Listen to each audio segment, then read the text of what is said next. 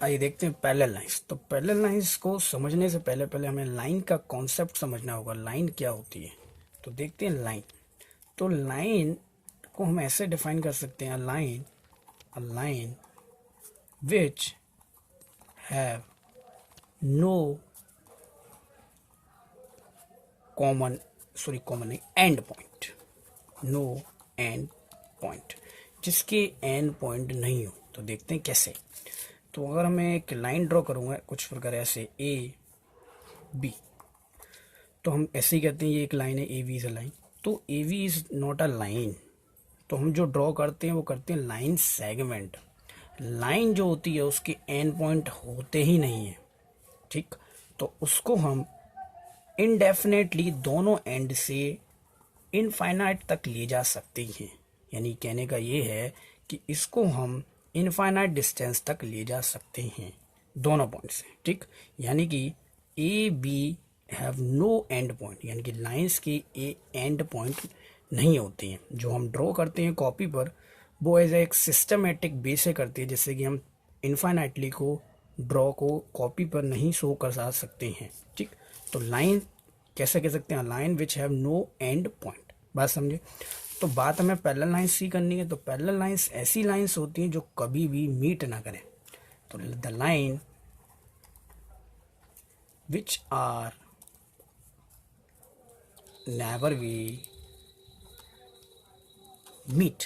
सबसे बड़ा एग्जांपल हो जाता है बढ़िया हमारे पास रेलवे ट्रैक। रेलवे ट्रैक, तो जो आपने रेलवे ट्रैक देखा होगा वो कुछ इस प्रकार होता है, ऐसे होता है, ठीक ना।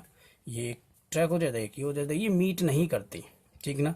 तो पैरेलल लाइंस ऐसी लाइंस होती हैं जो कभी भी मीट ना करें, और जैसे और इनके बीच के जो एंगल्स होते हैं वो सप्लीमेंट्री एंगल्स होते हैं। These are supplementary angles. मतलब ये कहना चाह रहा है कि इनके जो एंगल्स फॉर्म्ड करेंगे दोनों के बीच में, जैसे इसको एंगल 1 और 2 मान लें, तो एंगल 1 प्लस एंगल 2 का सम 180 डिग्री होगा। यानी कि इन दोनों के बीच का डिस्टेंस हम कह सकते हैं कि सप्लीमेंट्री एंगल होगा। बात समझे। तो एंगल 1 प्लस 2, ऐसे एंगल 4 प्लस 5 6 7, तो angle 4 plus 5 is equal to 180 also, और angle 6 plus angle 7 is equal to 180 degree also, ठीक। तो ये आपने पैरेलल लाइंस के बारे में पढ़ा। तो पैरेलल लाइंस के बारे में एक और महत्वपूर्ण बात है, जैसे ये दो पैरेलल लाइंस हो गई मेरी, ठीक। उसको जो कट करने वाली लाइन होती है उसको हम बोलते हैं ट्रांसवर्सल। तो इसको बोलते हैं हम ट्रांसवर्सल। बात समझे। तो इसको हम ए और बी ले लेते हैं। तो जब भी कभी ट्रांसवर्सल पैरेलल लाइन से कट होती है तो कुछ एंगल्स का फॉर्मेशन होता है। तो कुछ एंगल्स का फॉर्मेशन करने के लिए पहले हम थोड़ा एंगल्स के बारे में समझते हैं, ठीक। इतना चीज समझ में आया। अब एंगल्स के बारे में देखते हैं। तो एंगल्स क्या होता है हमारे पास। एंगल्स को हम डिफाइन कर सकते हैं when two rays originated from one common point, ठीक। वन कॉमन पॉइंट देखते हैं जरा। तो एंगल्स यानी कि एंगल्स कैसे करते हैं, ऐसे तो शो करते हैं, ये पी, ये क्यू, आर, और ये क्या होती है हमारी रेज होती है। तो कैसे करते हैं, when two rays originated from one common point. जब दो रेज यानी कि पी क्यू और Q R, P Q and Q R, ये क्या हो गई, रेज हो गई। बात समझे। तो P Q and Q are originated Q से हो रही हैं, एक एंड पॉइंट से दो रेज आने वाली को हम क्या कहते हैं, एंगल्स कह देते हैं। बात समझे। When two rays originated from one common point, या कह सकते हैं वन इनिशियल पॉइंट, कुछ भी कह सकते हैं, ठीक। उसी को हम एंगल्स कहते हैं। और ट्रांसवर्सल कौन हो गई, तो देख लेते हैं ट्रांसवर्सल कौन हो गया हम पर। ट्रांसवर्सल हो गए, तो ट्रांसवर्सल क्या हो गया। तो ट्रांसवर्सल के बारे में हो गया, ट्रांसवर्सल मतलब अ लाइन विच, क्या कर रहा है, a line which cut the parallel line, ठीक, cut the parallel lines and formation of different angles. बात समझे? a line which cut the parallel lines and formation of different angles. ठीक, तो देखते हैं कैसे कर रहा है. तो मैंने एक पैरेलल लाइन ले ली, इसका नाम दे दिया P, उसका नाम दे दिया Q, और AB इसको कट कर रही है ट्रांसवर्सल. ठीक, तो ये कुछ एंगल बनाएगी. ये बनाएगी एंगल 1, ये बनाएगी 2, ऐसे ये 3 बनेगा, ऐसे ये 4, ये 5, ये 6, ये 7, ये 8. बात समझे? ये 8 एंगल फॉर्म कर रही है. तो इसकी कुछ डिफरेंट एंगल्स हैं जो कि क्लास 9th में मोस्ट इम्पोर्टेंट कॉन्सेप्ट है, तो उसको अपन को समझना है. तो देखते हैं. पहला एंगल आ जाता है हम पर supplementary angles.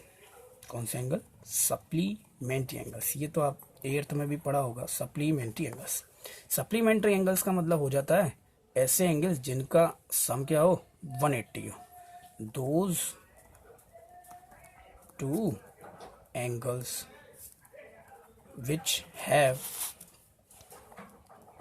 sum is 180 degree. जैसे angle 1 plus angle 3 is equal to 180 degree. बात समझे?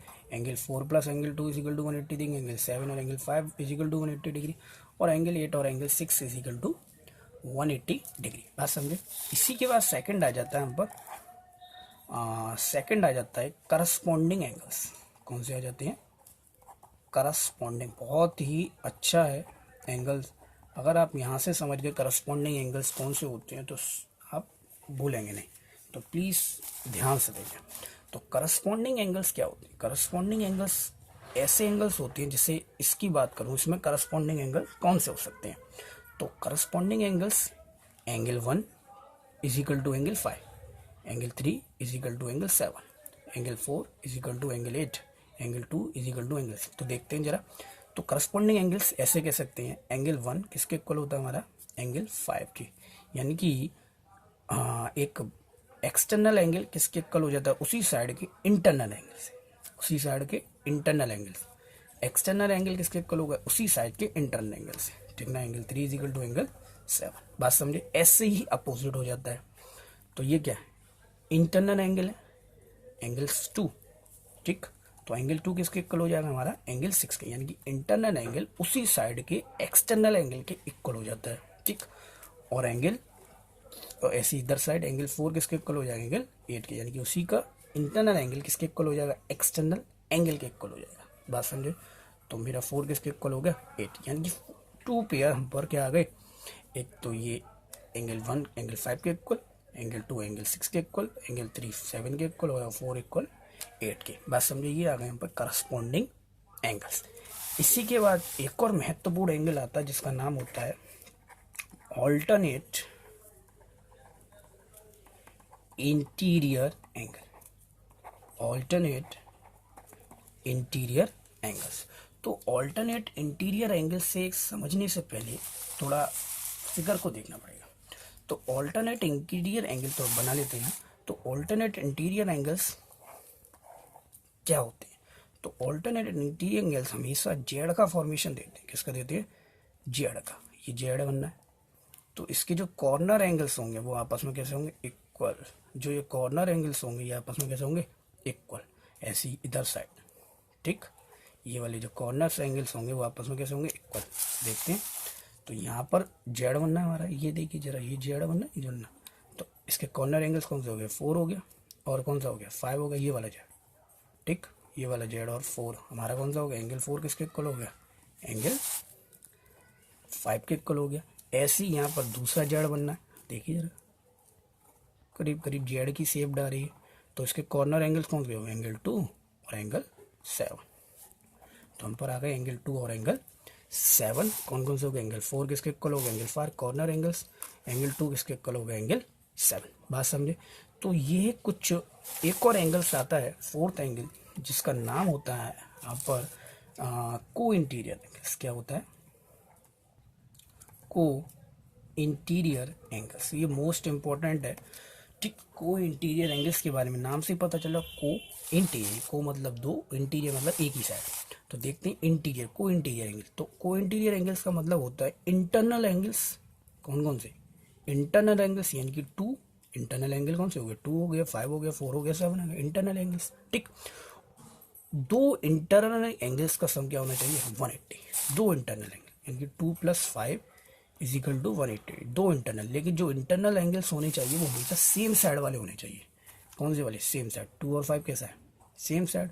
4 और 7 कैसा है, सेम साइड। तो 4 और 7 भी क्या हो जाएगा, 4 और 7 का सम भी क्या हो जाएगा, 180। यानी कि ये कैसे होने चाहिए, सेम ट्रांसवर्सल, सेम साइड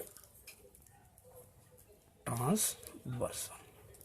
बात समझे, सेम साइड ट्रांसवर्सल। ठीक, तो सेम साइड हमेशा ट्रांसवर्सल के होने चाहिए, तब ये जो एंगल है फॉर्म्ड करता है। तो वीडियो अच्छी लगी हो तो वीडियो को लाइक करें, सब्सक्राइब करें और चैनल को शेयर करें। थैंक्स।